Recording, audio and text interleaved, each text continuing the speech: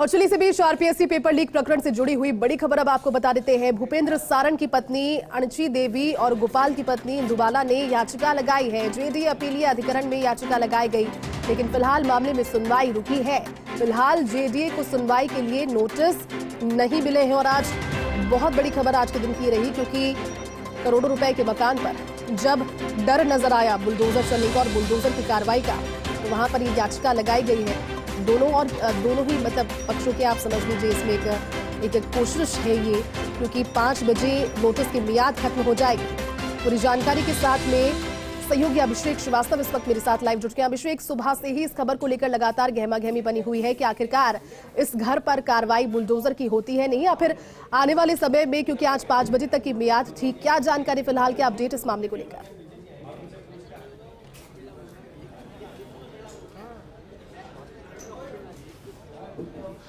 बिल्कुल, JDA tribunal में भी सुनवाई हुई थी। दोनों पक्षों ने अपने अपने तर्क रखे थे। उसके बाद जो है पीठासीन अधिकारी हैं वो अपने कक्ष में चली गई हैं।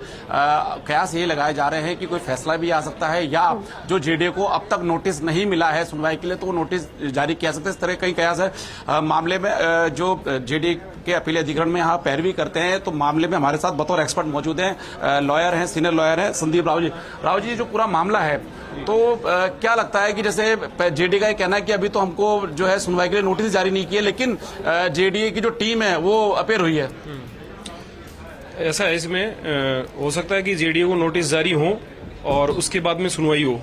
आज का आज भी हो सकता है, कल के ऊपर भी टाली जा सकती है ये चीज, और या यथास्थिति के आदेश करते हुए भी नोटिस जारी किए जा सकते हैं। तो वो कोर्ट का व्यू है कि इस केस को किस तरह से देखते हैं, क्योंकि हाईकोर्ट से इसका डिसीजन हो चुका है कि भाई निचली कोर्ट ही इसको देखे और त्वरित गति से इसकी सुनवाई करे।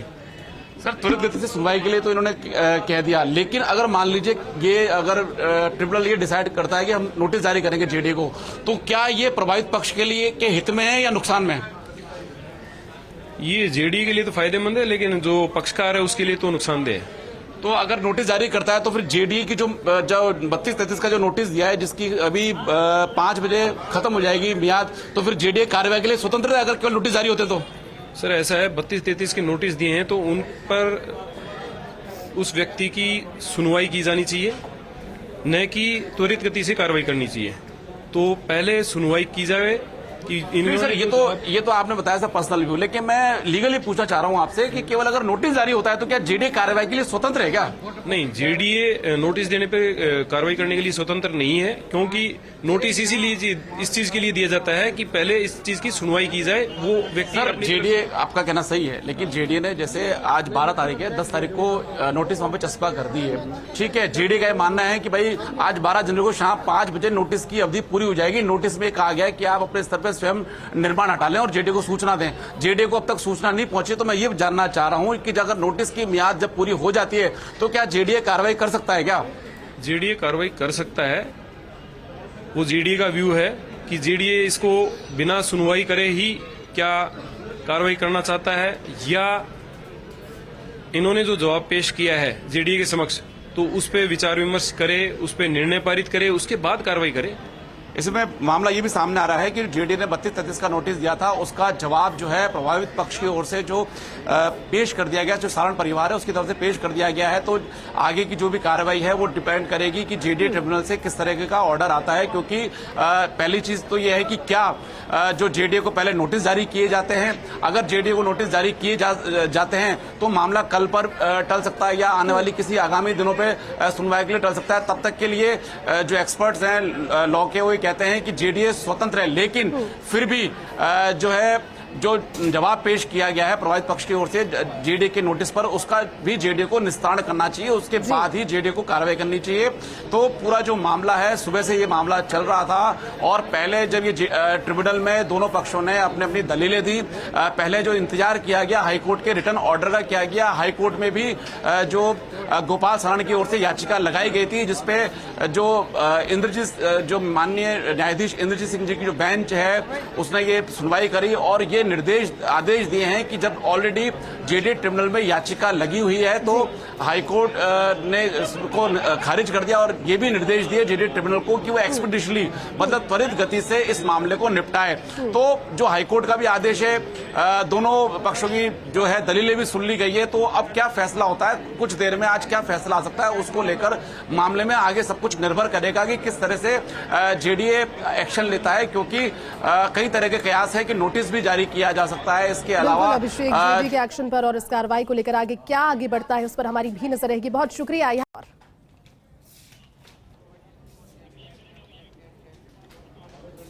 देखिए, मामले में सबसे बड़ा अपडेट है कि जेडी ट्रिब्यूनल से अभी ये आदेश आया है कि मामले में एक तो यथास्थिति के आदेश दिए हैं और कल इस मामले में सुनवाई होगी। और हमारे साथ जो प्रभावित पक्ष है, जो गोपाल सारण ने जो याचिका लगाई है, उनके वकील खुद मौजूद हैं, विष्णुदत्त भारद्वाज। भारद्वाज जी, क्या ऑर्डर आया जेडी ट्रिब्यूनल का?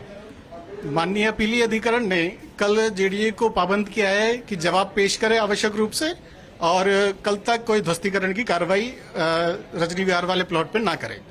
तो सर, क्या कल तक जवाब पेश करने के बाद कल ही सुनवाई होगी या सुनवाई आगे भी टल सकती है? ये माननीय अपीलीय अधिकरण निर्धारण करेगी कि कल ही डिसाइड करेंगी या उस पर आगे जवाब उल जवाब आदि के लिए हमें मौका देगी। मतलब जवाब पेश करने के बाद क्या हाथों सुनवाई हो सकती है? दोनों चीजें हैं, तुरंत भी सुनवाई हो सकती है और आगे भी तारीख जा सकती है। तो सर, मामले में आपकी तरफ से क्या तर्क दिए गए? ये एक सिंपल जेडी की प्रक्रिया है। अवैध निर्माण के संबंध में धारा 32 का नोटिस दिया गया है। कोई नया निर्माण मौके पे है नहीं, पुराना निर्माण है। उसको जो नोटिस दिया था उसके जवाब में पिटिशनर ने कहा है कि हम स्वतः अपने तरफ से उस निर्माण को हटा लेंगे, उसके लिए हमें समय दिया जाए। तो कोर्ट ने उसको अप्रिशिएट किया है कि यदि पिटिशनर स्वयं अपने निर्माण को हटाता है तो टाइम देने में कोई हर्ज नहीं है और नियमानुसार कार्रवाई। सर, एक सवाल ये भी था कि गोपाल सारण की भी याचिका लगी हुई है और जो भूपेंद्र सारण है और गोपाल सारण है उनकी पत्नियों ने भी लगाई है। तो एक सवाल जेडीए बार बार ये उठा रहा था कि जब पत्नी याचिका लगा रही तो गोपाल सारण को क्या जरूरत है, गोपाल सारण ने लगा दी तो पत्नी को क्या जरूरत है? तो क्या ट्रिब्यूनल ने दोनों याचिकाओं को एंटरटेन किया है क्या? जी, ट्रिब्यूनल ने दोनों याचिकाओं को एक साथ क्लब कर लिया है। दोनों याचिकाओं पे समान ऑर्डर हुए हैं और समान प्रक्रिया से आगे कार्रवाई की जाएगी। हमारे साथ ये बड़ा अपडेट है विष्णुदत्त भारद्वाज, जिनका ये कहना था कि जेडी ट्रिब्यूनल ने दोनों याचिकाएं एंटरटेन करी हैं और दोनों याचिकाओं पर यह आदेश दे दिया है कि यथास्थिति रखी जाए। मौके पर जेडी को कहा है, कल तक के लिए पाबंद किया है, यथास्थिति का आदेश दिया है और कल तक जवाब पेश करने के लिए कहा है। उसके बाद मौके पे उसके बाद जो है जेडी ट्रिब्यूनल सुनवाई करेगा और फैसला करेगा। ये अपना फर्स्ट इंडिया न्यूज के दर्शकों के लिए सबसे पहले ये अपडेट कि ट्रिब्यूनल ने यथास्थिति के आदेश दे दिए हैं और कल तक जेडीए को जवाब पेश करने के लिए कहा गया है और जेडीए कल जवाब पेश करने का जो सुनवाई होगी उसमें जेडीए ट्रिब्यूनल फैसला लेगा। तो कल तक इस पे फैसला आ सकता है। कल तक के लिए मामला टल गया है, यथास्थिति के आदेश है। ये जो पूरा मामला था, ये जो रजनी विहार अजमेर रोड पे जो प्लॉट है जो कि भूपेंद्र सारण और गोपाल सारण के नाम था, जो कि 27 नवंबर 2017 को जो बबली पारिके उनसे खरीदा था, उस प्लॉट की ये बात है जिस पर जेडीए का दावा है कि जो 4 मंजिलें बनाई गई है वो पूरी तरह से अवैध है। जो G+1 जो बनाया है, ये जो प्लॉट है इस पे केवल G+1 ही बन सकता है। आगे 0 सेटबैक पर कवर किया गया। उसके अलावा तीसरी और चौथी मंजिल भी अवैध चढ़ाई गई है। जेडीए के नोटिस में यह भी दावा किया है कि जो दोनों तरफ जो 2.5 फीट की बालकनी वो भी अवैध है, इसलिए इसको जो है इसके खिलाफ कार्रवाई की जाए। और जो नोटिस दिया है उस नोटिस की मियाद अभी 12 जनवरी शाम 5 बजे तक आधे घंटे पूरी हो जाएगी। तो उस नोटिस के खिलाफ आज गोपाल सारण जो है और जो गोपाल सारण और भूपेंद्र सारण है उनकी पत्नियों की और खुद गोपाल सारण की 2 याचिकाएं यहां जेडीए ट्रिब्यूनल में लगी थी। जेडीए ट्रिब्यूनल ने मामले में सुनवाई की। उससे पहले गोपाल सारण हाईकोर्ट भी पहुंचे तो हाईकोर्ट ने उस याचिका को खारिज किया और ये कहा कि मामला अगर जेडीए ट्रिब्यूनल में चल रहा है तो वहां विचार किया जाना चाहिए। और ये भी जेडीए ट्रिब्यूनल को आदेश दिए कि एक्सपीडिशनली त्वरित इस मामले को निपटाया जाए। उसी के तहत जेडीए ट्रिब्यूनल ने आज ये आदेश जारी किया है और मामले में आदेश जारी किया और मामले में यथास्थिति के आदेश दिए हैं। जी बिल्कुल अभिषेक, और देखिए यथास्थिति के आदेश कहीं ना कहीं बता रहे हैं कि अभी फिलहाल के लिए एक राहत मिली है भूपेंद्र सारण और गोपाल सारण को।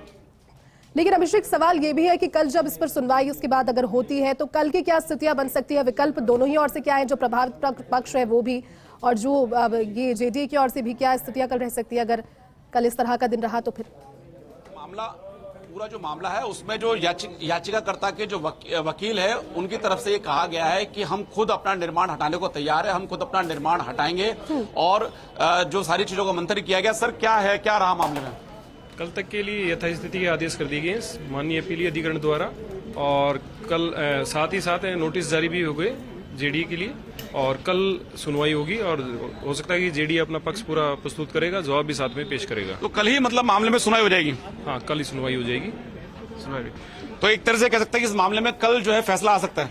बिल्कुल आ सकता है, क्योंकि हाईकोर्ट के आदेश है जेडीए ट्रिब्यूनल को कि इस मामले को एक्सपीडिशनली निपटाया जाए, इसको निस्तारित किया जाए। तो उस लिहाज से ये उम्मीद है कि कल जेडीए ट्रिब्यूनल से फाइनल फैसला आ जाएगा।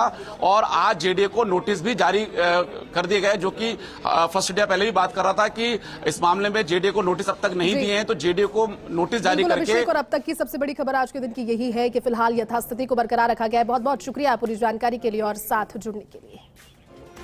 तो देखिए, जेडीए ट्रिब्यूनल कोर्ट में सुनवाई पूरी हो गई है और जिस तरह से अभिषेक श्रीवास्तव मेरे सहयोगी जानकारी दे रहे थे, जानकार सूत्रों के हवाले से बड़ी खबर भी सामने आ रही है। अब जेडीए ट्रिब्यूनल में फिर कल से सुनवाई होगी और कल जब सुनवाई होगी तो कल निर्णायक भी रह सकता है दिन, क्योंकि यथास्थिति फिलहाल बनाए रखने के आदेश दिए हैं।